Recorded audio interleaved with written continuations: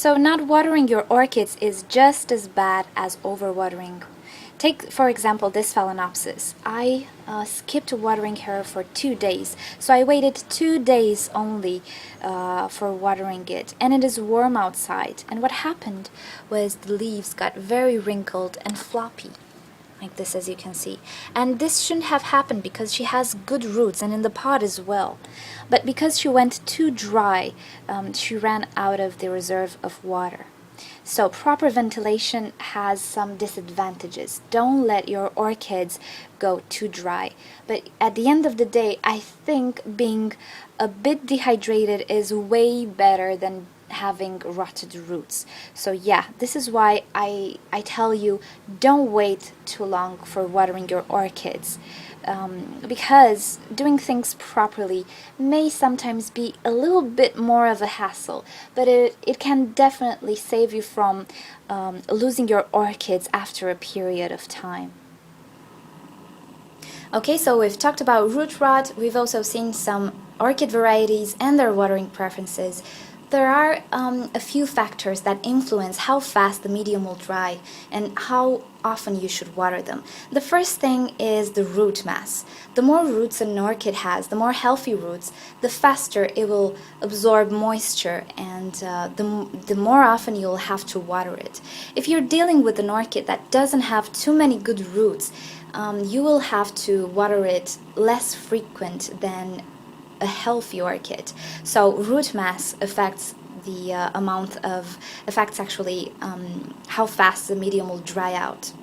Also, the size of the pot. The larger the pot is, the slower it will dry out. On the other hand, if you have very small pots, they will dry out faster than a big pot. No matter how many roots you have, they will dry out faster. Also, there is temperature. In the summertime, when the temperature is higher, the water will evaporate much more than in the winter, so you'll have to adapt your watering regime. Also, the amount of humidity in the air plays a part. If you don't have humidity, if you have a very dry air, the medium will dry out slower. But if you have humid air, the medium will stay moist longer.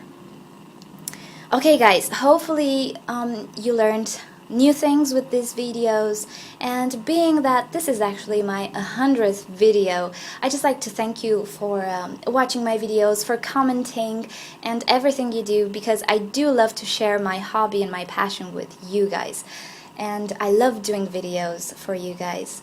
So I just want to leave you with one last thought.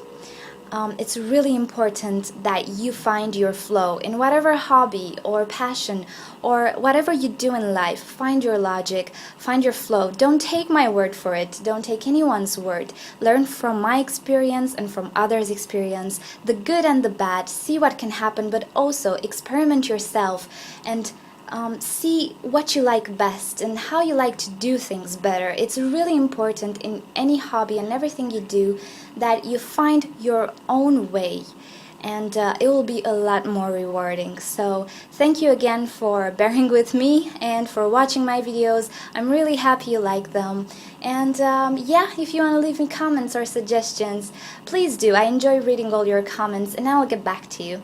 Thank you again, and see you next time. Bye!